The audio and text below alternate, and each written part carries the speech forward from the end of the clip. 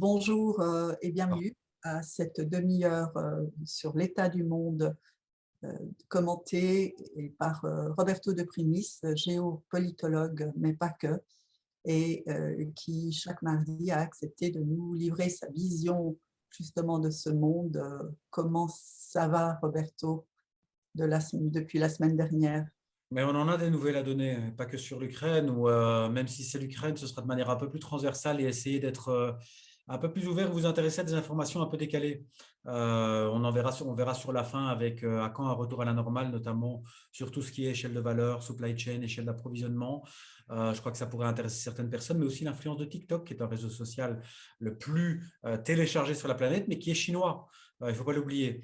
Mais donc, je commence par un premier chapitre, une première approche qui sera pendant ce temps-là. Donc, pendant tout ce qui se passe sur la planète, eh bien, dans certains pays, il y a des choses qui peuvent changer, qui peuvent bouger. Je pense notamment à la Chine. La Chine continue à faire son développement, qui était la nouvelle route de la soie, la BRI, la Belt and Road Initiative, donc cette ceinture en fait, et les investissements massifs que font la Chine, eh bien, ils commencent à signer encore des contrats à l'heure actuelle pendant une période de conflit.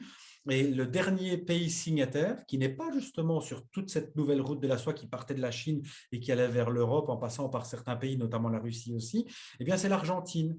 Mais l'Argentine est quand même à la base de beaucoup de matières premières et qui intéressent énormément la Chine. Donc il y a des pays qui ne sont même plus maintenant géographiquement proches et qui font partie. Donc pendant ce temps-là, la Chine continue à faire ses affaires et son business. L'Inde, de son côté, est en train d'explorer un pacte monétaire entre la roupie, donc la monnaie locale indienne, et le rouble, la monnaie locale russe, pour essayer de contourner le dollar. Et là aussi, c'est encore un changement d'approche, un changement aussi de paradigme. Un nom un peu pompeux quand on parle de paradigme, mais on a tellement été habitué à des cotations en dollars, des paiements en dollars, et à chaque fois se référer en dollars. Maintenant, un certain nombre de puissances, je pense ici à la Russie et à l'Inde, détournent le dollar pour aller vers leur monnaie locale dans le cadre de paiement. Donc là aussi, il y a des alliances, il y a des réécritures qui sont en train de se faire.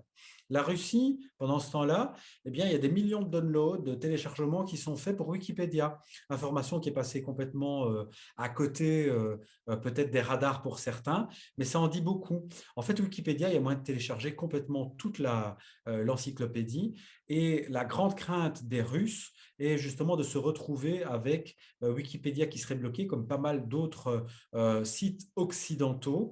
Et puis, on voit aussi la tendance qui est en train de changer aussi en Russie. La dernière gazette qui s'appelle Novaya Gazeta, qui était un des derniers en fait quotidiens indépendants, va fermer jusqu'à la fin en fait du conflit. Ils n'ont pas reçu des menaces, mais la situation devenait très compliquée pour eux de continuer à œuvrer de manière équilibrée. Et donc, ils ont fait comprendre que jusqu'à la fin du conflit, ils se mettent de côté. Alors, l'Union européenne, pardon, elle, pendant ce temps, toujours dans ce chapitre-ci, est en train de s'activer sur deux points. Alors, la première, c'est la réactivation de la production d'engrais. Et ça, c'est très important. Donc, si on a beaucoup entendu parler que l'Ukraine et la Russie sont les greniers au niveau des céréales et autres de la planète, bon, c'est quasiment 40% à ces deux nations-là, notamment même dans des pays comme l'Égypte, c'est encore plus au niveau de la dépendance. Eh bien, l'Union européenne, au niveau de l'agriculture, a accepté les aides d'État parce que c'est très réglementé au sein de l'Union européenne. Et donc, il y a certaines entreprises, elles s'appellent Azomur ou Azomures. C'est une entreprise roumaine, c'est la première qui se relance. Donc, il y a très certainement un business qui se rouvre de ce côté-là au sein de l'Union européenne pour la production d'engrais. Il ne faut pas oublier le phosphore et d'autres engrais sont fondamentaux pour permettre à des sols de pouvoir donner une production adéquate pour les pays, mais aussi pour l'exportation.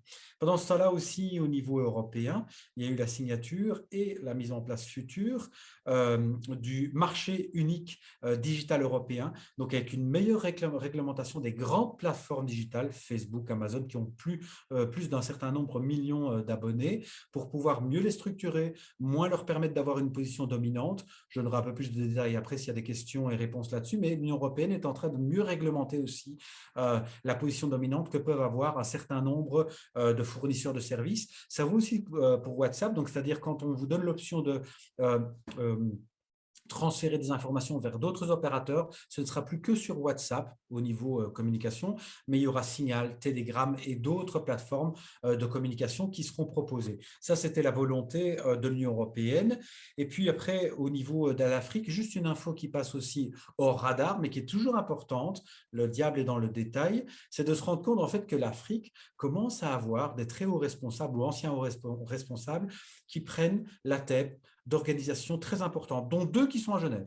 L'OMC, ça on le savait, avec la Kenyane ancienne première ministre qui qui est arrivée à la tête de l'OMC, l'Organisation mondiale du commerce, et maintenant l'OIT, l'Organisation internationale du travail, qui est à Genève. Eh bien, c'est un ancien premier ministre togolais qui est devenu, qui est arrivé à la tête maintenant de cette organisation internationale. Donc, les Africains commencent petit à petit à placer des pions ci et là. Et là aussi, c'est peut-être une idée qu'on devrait avoir par rapport à l'Afrique, qui au niveau de la gouvernance et de sa présence sur la scène internationale, commence à prendre pied et commence à avoir un peu plus d'importance. On ne parle pas de l'économie ici, mais ça commence quand même à être un fait qui me semble important. Alors, au niveau de la semaine diplomatique qui s'est passée, je crois que vous avez assez entendu parler du voyage de Biden à Bruxelles. Laissez-moi juste vous dire une chose. Moi, ce voyage, et j'ai vraiment pas peur de le dire, même si c'est enregistré ici, ce voyage m'a laissé un goût extrêmement amer en bouche parce que les Européens qui étaient très contents d'accueillir à bras ouverts, je ne suis pas du tout anti-américain par ce que je vais dire, étaient très heureux de recevoir les Américains, enfin le président américain. Mais si on regarde bien, parce que l'objectif premier du président américain était de montrer une unité en interne et en externe, donc du front occidental, mais au final, les Américains, le président américain qui est reparti, il est reparti surtout avec énormément de contrats signés. Premièrement au niveau militaire, avec beaucoup de pays, même les Allemands, qui au lieu d'acheter de l'armement européen avec les Français ou des projets européens au niveau des avions militaires, ont été plutôt sur le F-35, comme les Suisses me semble-t-il, mais très certainement pour d'autres questions. Et une autre chose, alors que les Européens voulaient être assurés et rassurés de leur sécurité d'approvisionnement énergétique, les Allemands notamment étaient au Qatar, il y avait des missions, ils essaient de diversifier leurs apports et diminuer leur dépendance énergétique au gaz et au pétrole russe. Ils ont voulu essayer de changer leur canaux d'approvisionnement. Eh bien, ce sont les Américains qui ont proposé des contrats au niveau du gaz liquéfié, qui est un gaz assez complexe à faire venir des États-Unis. Et donc, les Européens ont signé des contrats en milliards de dollars d'approvisionnement. Donc, ce qui veut dire qu'on se détourne du gaz russe et on se tourne pas complètement, hein. Donc, on va aller un peu s'approvisionner du côté américain. Mais pour moi, ça me donne profondément une image d'un retour en force des Américains et de la puissance américaine, et pas que sur le plan militaire, mais aussi sur le plan économique. Et donc ça, c'est une question sur laquelle on pourra revenir plus tard, vous me posez des questions, je suis totalement ouvert pour ça, il n'y a pas de problème. Autre point sur lequel je voulais revenir, parce que je vois qu'il est déjà, l'horaire est déjà avancé, j'ai envie quand même de vous laisser un maximum le temps de poser des questions et d'échanger, c'est de voir aussi combien cette crise organise et réorganise des alliances. Pas qu'au niveau du monde des affaires, mais aussi au niveau du monde politique. Regardez comment Israël se positionne sur la scène internationale.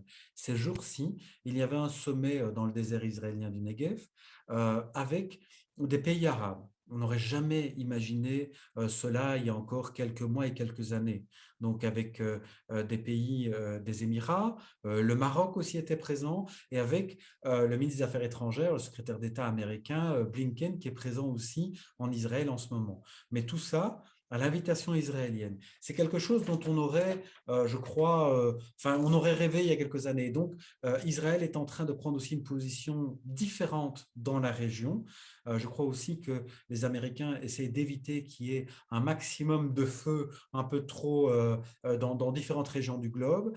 Et donc, s'ils n'arrivent pas à calmer les choses en Ukraine ou dans cette région-là, ils vont essayer de la calmer en Iran. Et donc, on voit justement, parce que le diplomate en chef européen Joseph Borrell sorte de ministre des Affaires étrangères européen, a fait comprendre que 95% de l'accord sur le nucléaire iranien, donc c'est-à-dire réglementer la production d'uranium enrichi iranien et éviter qu'il soit utilisé à des fins militaires, eh bien cet accord dont les Américains étaient sortis sous Trump a été relancé sous la présidence Biden et on est quasiment, on est en train de limer les derniers détails et il devrait y avoir un accord, à mon avis, dans quelques semaines, si pas peut-être dans les 2 à 3 mois ou autour de l'été.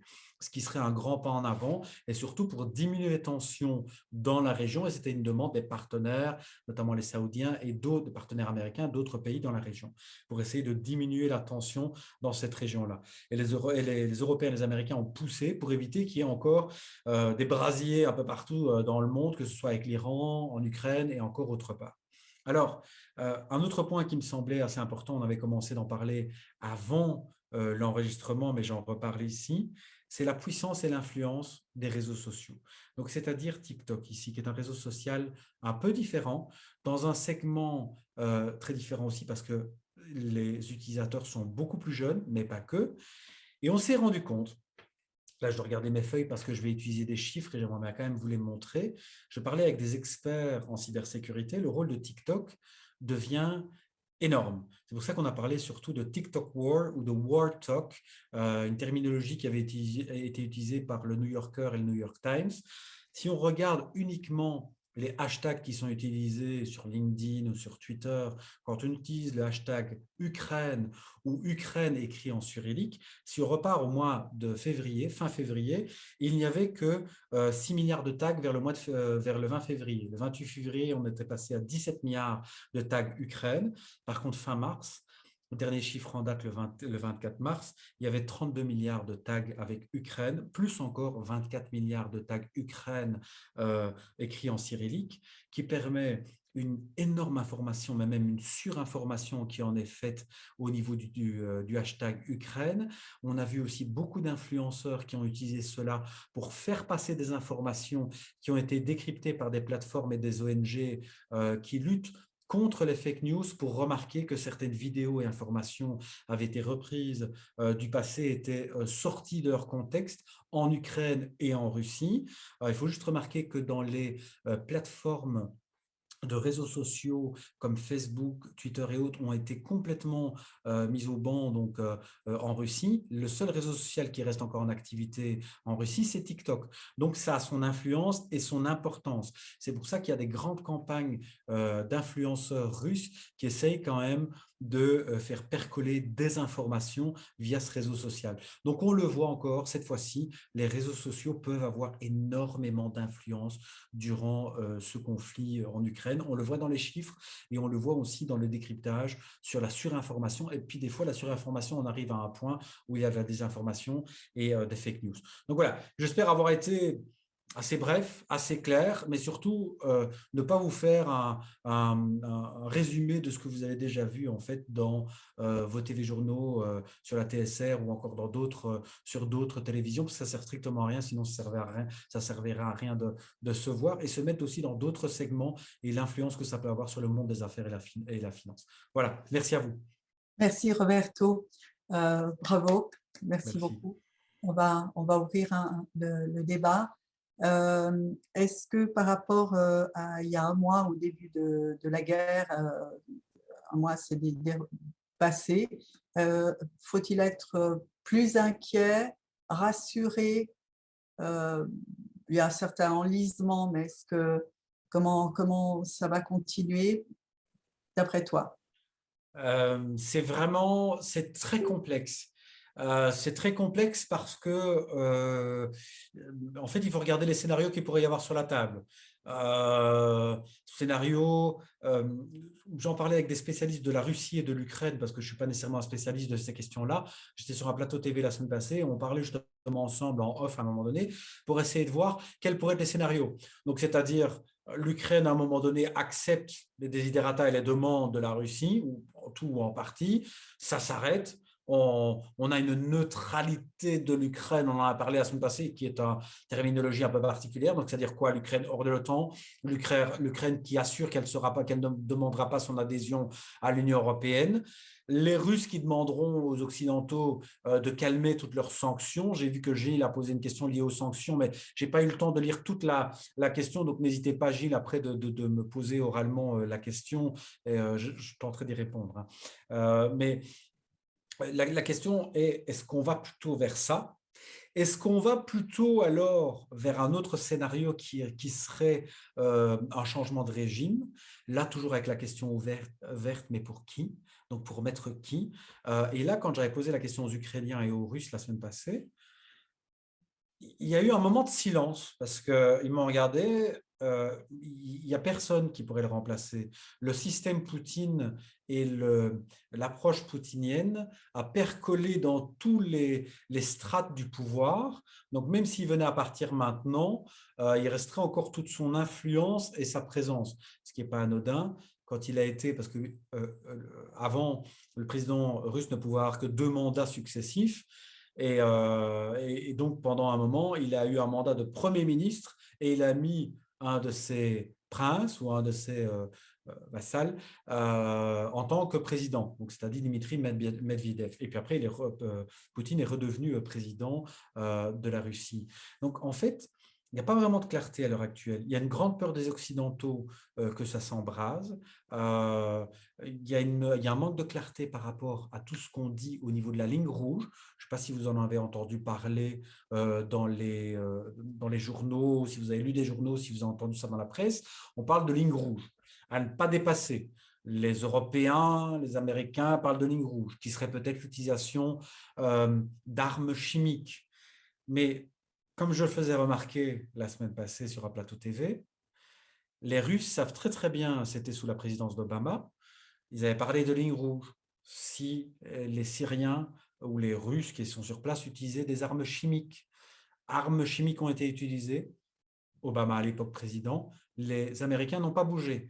Et donc les Russes ont bien compris, les Syriens aussi, que si les Américains ne bougeaient pas, ça décrédibilisait totalement l'Amérique, mais sa puissance et son impact. Donc ici, je crois que les Russes vont continuer à un peu titiller les Ukrainiens et les Occidentaux avec des attaques. Je crois que maintenant, avec l'enlisement, ils vont essayer de garder toute la partie est et la partie sud du pays. Les Russes vont essayer d'énormément dialoguer avec les Turcs. Il n'est pas anodin d'ailleurs que les négociations se déroulent en Turquie, parce que si vous reprenez une carte de toute la région, la frontière russe, la frontière ukrainienne et toute cette mer Noire qui va jusqu'à la Turquie, pour rentrer dans la mer Noire, il y a 2 détroits, des Dardanelles et le détroit du Bosphore, là où vous avez Istanbul, qui sont 2 détroits contrôlés par la Turquie. Et c'est par là que passent tous les tankers, tous les grands bateaux, mais aussi tous les bateaux militaires. Et donc l'accès à la mer Noire pour les Russes. Donc même si les Russes venaient à avoir Odessa, Mariupol et donc toute la partie maritime, il faut encore l'entrée dans toute cette mer Noire. Et pour ça, il faut rester amis avec les Turcs. Merci beaucoup, Roberto. Encore peut-être un mot, si tu veux bien, sur la Biélorussie, qui est finalement plus discrète que ce qu'on aurait pu imaginer, alliée évidemment de Oui. Alliée surtout parce qu'elle sait qu'elle peut être protégée par la Russie dans le cadre de sanctions, mais on l'a remarqué dès le départ, la Biélorussie qui avait dit clairement on n'entrera pas en conflit, et puis on a remarqué qu'un des premiers hélicoptères qui avait été abattu par des forces en fait antiaériennes ukrainiennes, c'était un hélicoptère justement avec un code qu'on retrouve sur la queue de l'hélicoptère biélorusse. Donc on sait qu'ils sont actifs, mais ils sont hautement protégés en fait par les autorités russes. Maintenant, on sait très bien que les sanctions qui sont faites à l'égard des Russes le sont faites aussi auprès des Biélorusses, mais jusqu'ici, l'économie est tellement mal en point en Biélorussie que je crois qu'ils ne pourraient pas descendre encore plus en négatif. Mais ils sont partie prenante dans ce conflit à l'heure actuelle. Merci beaucoup. Peut-être Gilles, tu voulais poser une question? Oui, bonjour Roberto, bonjour tout le monde. Je voulais simplement pour reposer la question de cette situation des Russes qui propose de plus en plus, continue de plus en plus cette guerre, mais on parle toujours de sanctions, mais on ne voit pas réellement lesquelles marchent réellement et qui affectent complètement la Russie. Qui Est-ce qu'on peut vraiment croire que des sanctions actuelles peuvent, réduire, les actions et les activités, de la Russie, dans cette guerre? Il y en a deux qui ont un effet, et il y en a une troisième qui pourrait avoir un effet massif. Donc la première, c'est le gel de certains avoirs détenus par la Banque nationale russe. Donc c'est là en fait qui est une grande première de se dire, vous imaginez la Banque nationale helvétique qui pourrait, je ne sais pas, avoir certaines réserves ou certains avoirs. Certains viendraient, donc pas les bons détails ici, mais certains, on parle vraiment d'avoirs qui viendraient être gelés. Donc à ce moment-là, ça enlève une marge de manœuvre à la Banque centrale. Donc là déjà, donc l'État russe, enfin, le gouvernement ne peut pas aller prendre des fonds de ce côté-là pour pouvoir financer sa campagne militaire. Le second, ça reste quand même l'empêchement pour les investisseurs russes, je parle bien d'investisseurs russes, de vendre leur or sur les marchés. Donc là aussi, parce que les Russes avaient beaucoup d'or. Donc ces deux sanctions-là ont un effet dans l'immédiat, court-moyen terme. Le troisième serait, et là on en avait parlé il y a 2 semaines, je crois, c'est les entrées financières par jour au niveau de la vente d'hydrocarbures, c'est 600 millions d'euros de rentrée pour la Russie, avec la vente qu'elle fait en hydrocarbures par jour, j'ai bien dit. Je ne sais pas si vous imaginez, si vous faites le compte par mois et par an, alors n'en parlons pas. Alors, à partir du moment où les Européens et d'autres pays occidentaux décident de complètement diversifier leurs apports énergétiques, à ce moment-là, on se retrouve dans une situation où il y a moins d'entrées pour les Russes. Vous allez me dire, bah, si, ils vont le vendre autre part. Mais comme les autres nations, Inde, Chine et autres, savent que les Russes sont en difficulté, ils demandent dans la monnaie locale, roupie ou renminbi, donc la monnaie locale chinoise. Et puis aussi, ils savent qu'au lieu de le vendre à 90, 100 ou 110 dollars le baril, ils vont peut-être le négocier entre 30 et 50 dollars le baril. Ce qui n'est pas énorme, mais ce qui reste quand même rentable pour les Russes. Donc, là aussi, il y a un changement. Donc, il y aura peut-être moins d'entrées, mais il y en aura quand même. Donc, de ce côté-là, je ne suis pas trop tracassé. Et puis, il y a tout le système. Je ne sais pas si je vous en avais déjà parlé, mais la Corée du Nord, en fait, elle n'a pas vraiment de rentrée. Elle a une économie qui est mal en point. Mais je ne sais plus si c'est dans ce forum que j'en avais parlé. Sur 2021, qui vient de se terminer donc il y a quelques mois, la Corée du Nord a été capable de faire rentrer 400 millions de dollars dans ses caisses. Eh bien, c'est en allant casser des blockchains, donc des chaînes d'information et de données à travers l'Internet, qui détenaient des bitcoins et pas que, d'autres crypto-monnaies. Et c'est comme ça qu'ils ont financé 400 millions de dollars en Corée du Nord. Ça permet quand même de manger pendant une année entière, hein, parce que la richesse du pays n'est pas si élevée. Donc, tout ça aussi pour vous donner une idée que peut-être que les Russes pourraient à terme lancer des cyberattaques de grande envergure pour pouvoir aller peut-être hacker des comptes, des banques, des entreprises, faire des ransomware, comme on dit au niveau de la cybersécurité. Donc, c'est-à-dire de geler, par exemple, ça pourrait être le serveur où sont toutes les informations du cercle des dirigeants d'entreprise, et vous demander un Bitcoin pour pouvoir relâcher ces informations-là. Regardez sur les marchés combien coûte un Bitcoin. Comprenez aussi pourquoi beaucoup d'hôpitaux maintenant sont en train d'investir dans la cybersécurité, parce qu'au niveau de la santé, ça a été un des premiers segments et secteurs de l'industrie et de l'économie qui a été touché parce qu'ils ont besoin de leur donner de leurs informations à très courte échéance pour pouvoir gérer leur agenda, mais aussi leurs soins de santé. Eh bien, il y a eu beaucoup de cliniques qui ont été cyberattaquées ces derniers mois et ces dernières années. Et quand une clinique est attaquée, qu'on lui demande 5 bitcoins à 50 000 dollars, si dans les 24 heures, ce n'est pas payé, on efface toutes vos données sur vos patients, là, ça peut devenir problématique. Et là, je vous parle de 5 bitcoins. Il y en a certains, c'était du 10, 15, 20 bitcoins. Là, ça peut devenir à coût assez imposant pour des cliniques. Ça a été le cas en Belgique et je suis sûr que ça a été le cas aussi pour certaines cliniques en Suisse ou dans d'autres pays, mais qui n'ont peut-être pas voulu communiquer parce qu'il y a une forme de pudeur par rapport à ces cyberattaques, de ne pas être fier de s'être fait cyberattaquer, alors que je suis sûr et certain qu'il y a une PME sur deux dans le monde, je parle bien de PME ici, qui a sûrement eu des problèmes liés à une cyberattaque, à des mails frauduleux ou autres. Merci beaucoup, Roberto. Mais justement, avant que tu commences sur ce sujet, Frédéric Lenner, qui je souhaite la bienvenue, qui est co-responsable de l'antenne de Fribourg, avait une question sur le domaine. Frédéric, bonjour. Bonjour Enza, merci pour la parole.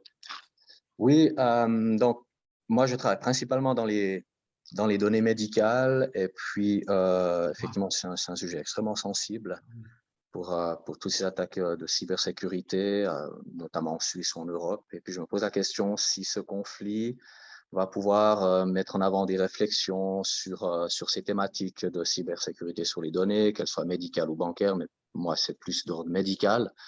Et de voir soit des réflexions sur des clouds nationaux, on en parle beaucoup en Suisse, voir des réflexions directement au niveau européen pour que l'Europe se munisse de sécurité sur des attaques qui peuvent devenir importantes d'autres continents sur le nôtre.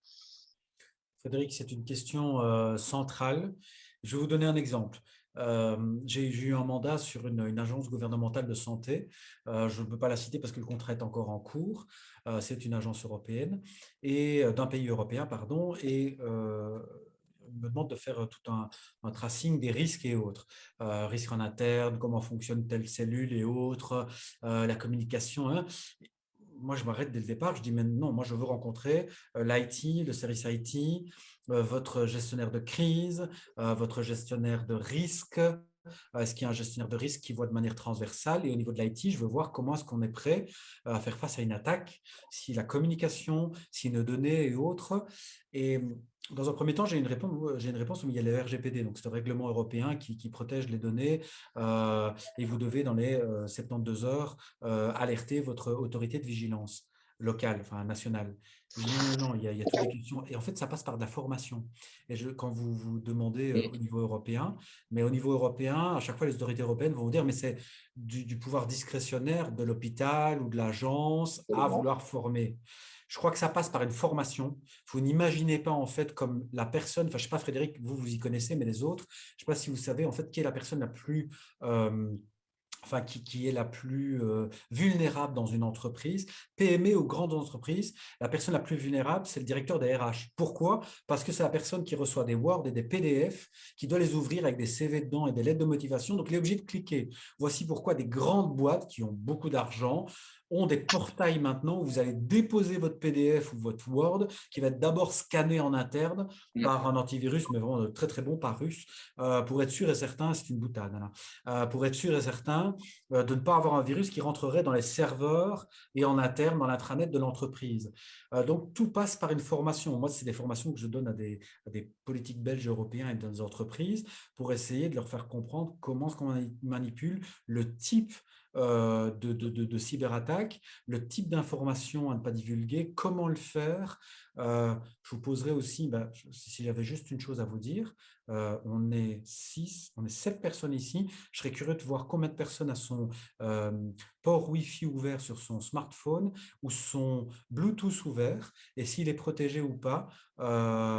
Et ce sont 2 ports fantastiques. Je vous donne un dernier exemple, puis là je termine, ce qui va vous faire sourire. Les meilleurs connaisseurs en cybersécurité, je me suis toujours posé la question et j'ai eu la réponse, ils sont à Las Vegas parce qu'ils protègent les intérêts des casinos où il y a des milliards. Et alors un jour, il y a un grand patron de casino qui a été cyberattaqué. Eh bien, je vais vous dire comment est-ce qu'il a été cyberattaqué.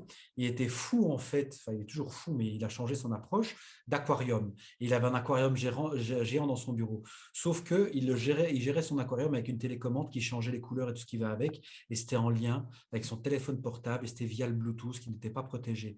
Et les cyberhackers sont rentrés via le port Bluetooth qui n'était pas protégé et ils ont attaqué les données. Voilà comment ça a fonctionné. Donc, même les plus grands, les cyberattaques commencent par des problèmes humains et de formation. Donc, Frédéric, je dirais une formation qui en est faite. On peut les faire ensemble si vous voulez, je viens avec plaisir.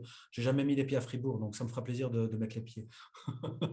Non, non, alors, la formation, évidemment, mais moi, je discutais ce matin avec la direction d'un hôpital, hein, je ne vais pas citer l'hôpital, mais on parlait du traçage des données des patients avec certaines balises. Hein, on peut mettre des tags pour les suivre ou suivre du matériel. Et puis, il se fait que, et ça, je suis clairement contre, que beaucoup de ces entreprises proposent de ces tags, hein, peu importe la technologie, mais pour les suivre, il faut analyser la force du signal émis. Et puis, pour ce faire, on a beaucoup d'entreprises qui proposent des services qui sont soit en Asie, soit dans les pays nordiques. Et puis, ils vont avoir toutes vos données, ils vont les analyser avec du machine learning, peu importe. Puis, ça, ils vont vous redonner le résultat d'une position X, Y, Z, peu importe, avec d'autres informations. Ça fait des capteurs de température. Voilà, c'est égal. Donc, la formation, je veux bien, mais ces entreprises, elles collectent la donnée, elles travaillent des données, elles sont de plus en plus précises. Et puis, ces entreprises, elles, vont être à même d'assurer la non-vulnérabilité sur leur système. Donc, moi, c'est clair, je me suis positionné en étant contre de travailler avec des entreprises qui sont hors, où on n'a pas le contrôle des données, où on n'a pas l'entier du processus de la donnée du départ jusqu'à la fin. Frédéric, Quitte à lancer des merci beaucoup. Est-ce qu'il y a une question complémentaire, supplémentaire par rapport à ce que tu viens de dire? Ou c'était ton expérience? Non, alors moi, c'est la question, est-ce que des entreprises comme ça européennes auront un contrôle sur ces sociétés qui travaillent des données, quoi. Parce que c'est quand même des portes, on ne peut pas aller former tout le monde.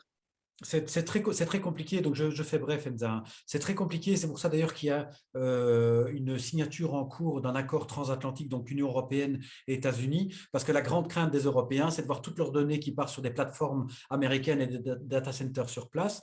Mais je vous répondrai juste une chose, pourquoi est-ce qu'on va voir si loin des fois, alors qu'on a des fleurons sur place? Quand vous regardez en Suisse, moi quand je regarde des startups ou encore des fleurons suisses de Proton Mail ou encore à Genève avec WiseKey, on a des fleurons au niveau de la cybersécurité, des travaux qui sont faits en interne avec des data centers qui sont en Suisse, vous avez un contrôle total. Et des fois, il ne faut pas aller voir si loin. Moi, je suis un convaincu, mais des fois, pour les entreprises, c'est mieux d'aller voir à l'extérieur parce que c'est déjà fait, il y a un terme de coût, etc. Donc, mais je suis convaincu de ça. Ouais. Je suis certainement convaincu. Merci beaucoup, Frédéric. C'était tout à fait intéressant. Est-ce que d'autres personnes aimeraient poser une question? Ou bien on va pouvoir libérer Roberto qui… Merci infiniment, en tout cas, pour les réponses. Alors, je vous demande un chaleureux applaudissement pour Roberto, s'il vous plaît, mesdames et messieurs. Merci. Merci beaucoup. Quand vous applaudissez, c'est pas mal d'ouvrir les micros pour qu'ils nous entendent jusqu'en Belgique. Je